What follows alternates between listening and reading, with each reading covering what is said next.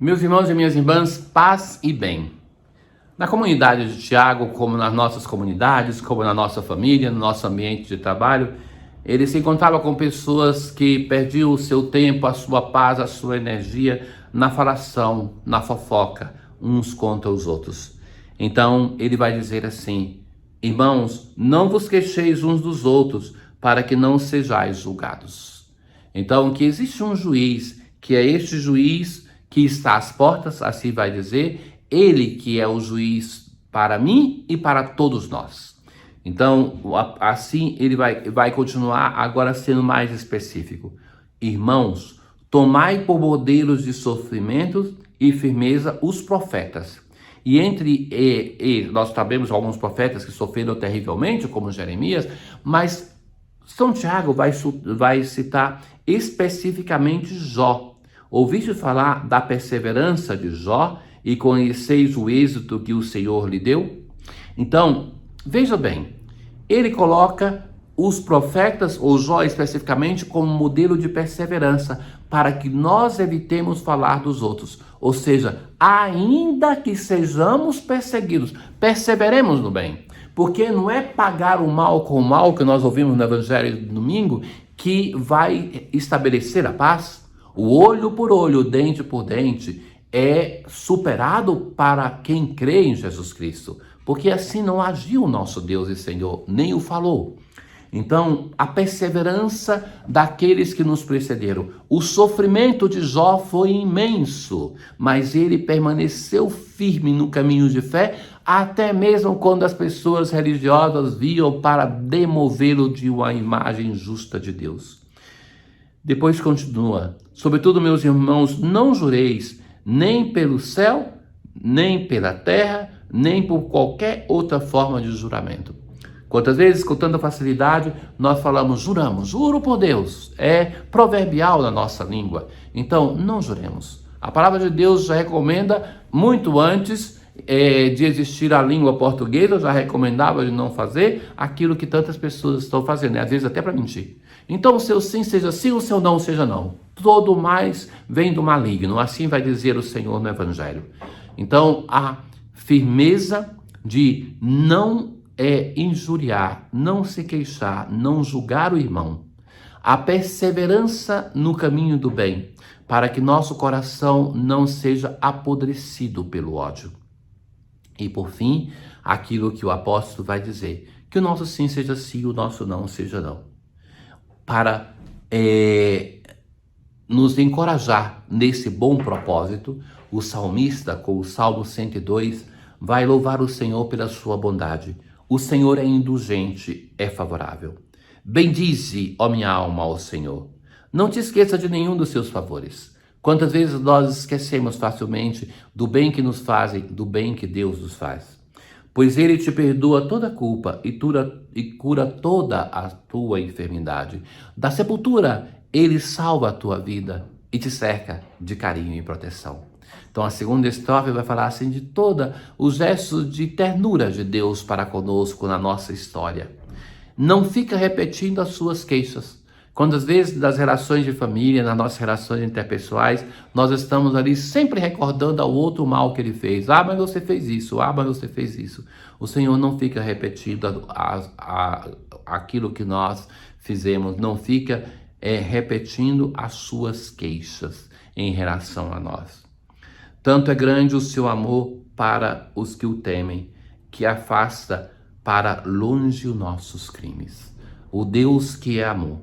A experiência de um Deus que ama, ela já está presente no Antigo Testamento. Jesus leva isso à máxima potência, mas é um Deus que a comparação hoje do salmista é que o amor de Deus é tão grande quanto a distância que existe entre os céus e a terra. Este é o amor de Deus imensurável. Na aclamação ao Evangelho de hoje, nós vamos assim rezar: vossa palavra é a verdade, santificai-nos na verdade. Santificai-nos nesta palavra, que essa palavra caindo no nosso coração não volte ao céu sem produzir frutos, mas que ela seja uma palavra que nos dê vigor, uma palavra que nos transforme.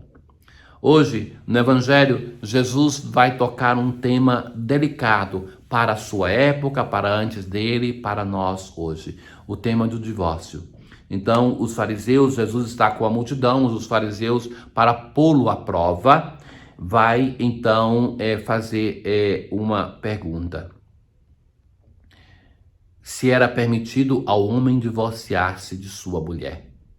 Olha, esse aqui é uma das poucas vezes no Evangelho que Jesus vai tratar sobre um detalhe da lei mosaica.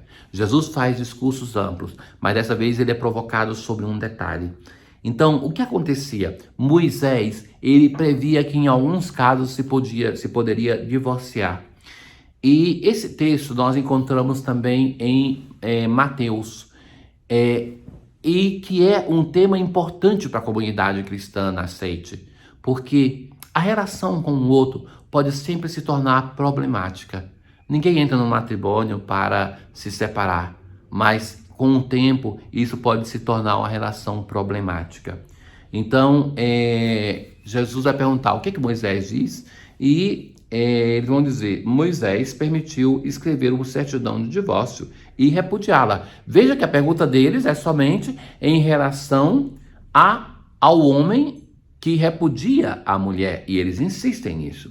E Jesus vai dizer assim, é por causa da dureza do vosso coração. Que, ou seja, o divórcio não faz parte do projeto inicial de Deus. Deus criou então, e Jesus vai dizer, citando o Gênesis, por isso o homem deixará seu pai e sua mãe, e os dois serão uma só carne.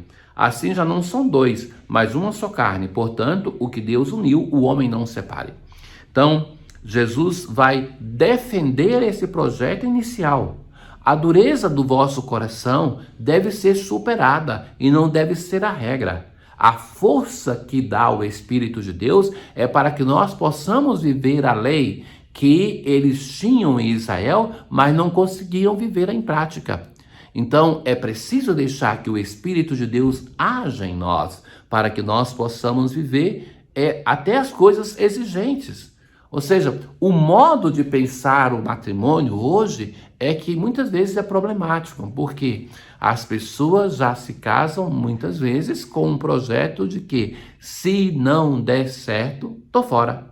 E tudo aquilo que a gente entra com uma possibilidade de cair fora se não der certo, vai nos conduzir a que não dê certo, porque nós estamos vivendo uma história sempre com uma segunda possibilidade, que é aquela de dela sair. Compreendo, e a igreja tantas vezes disse isso, que algumas pessoas entram em uma situação matrimonial e que chega um momento que é insuportável. Então a igreja compreende isso, e tantas vezes a igreja se reuniu nos sínodos para contemplar essa situação, porque tem misericórdia. Quantas vezes a igreja exortou para que nós, igreja, tenhamos compreensão com essas pessoas, tenhamos compreensão com aquelas pessoas que vivem em tal situação. Mas que esse tema é um tema tão difícil que os discípulos, quando chegam em casa, eles vão de novo perguntar a Jesus sobre isso. E Jesus vai dizer assim, se alguém se divorcia do seu cônjuge e casa com o outro, comete adultério contra o primeiro. Então, que é esta situação? Irmãos caríssimos, vamos tentar mais uma vez explicar isso. É doloroso para nós, ministros da igreja, quando nós nos encontramos com uma pessoa que às vezes se despertou para um caminho de fé tem pouco tempo, quer voltar à vida de igreja e vem para se confessar, e nós não podemos dar absolvição. Então, nessa situação, a pessoa pensa assim, eu não posso comungar, mas posso confessar. Não, você não pode comungar porque não pode confessar. É a situação que qualquer penitente que vem, que está numa situação de pecado e não pode sair dessa situação de pecado, e concretamente é o adultério produzido pela segunda união, nós temos que advertir que, olha, não posso dar absolvição, porque você não pode sair da situação de pecado. Então, já e deve-se dizer com clareza, desde João Paulo II, na Familiares Consórcio, tem uma possibilidade que aqueles que vivem como irmãos, ou seja, sem uma relação sexual, eles podem, então, aproximar-se dos sacramentos, da confissão e da Eucaristia. E o Papa Francisco, em Amoris Laetitia, vai dizer assim, que É preciso fazer um caminho de discernimento com o pároco, com a paróquia que você frequenta, para então, à luz do Evangelho, à luz da fé, chegar a um discernimento da situação. Muitas vezes esse matrimônio nem existiu o primeiro e tem a possibilidade de uma declaração de nulidade, um processo que está no coração do Santo Padre e que as dioceses estão se empenhando para torná-los mais baratos e mais rápido para que a pessoa possa viver a vida de fé. Não deixe de procurar os seus párocos para conversar, para ser aconselhado pessoalmente. Não basta somente pegar uma lei universal e aplicar a você, mas deixe-se escutar, deixe-se confrontar sobre esse tema que é tão importante. Tenham todos um bom dia. O Senhor esteja convosco, Ele está no meio de nós. Abençoe-vos, Deus Todo-Poderoso, o Pai, o Filho e o Espírito Santo. Paz.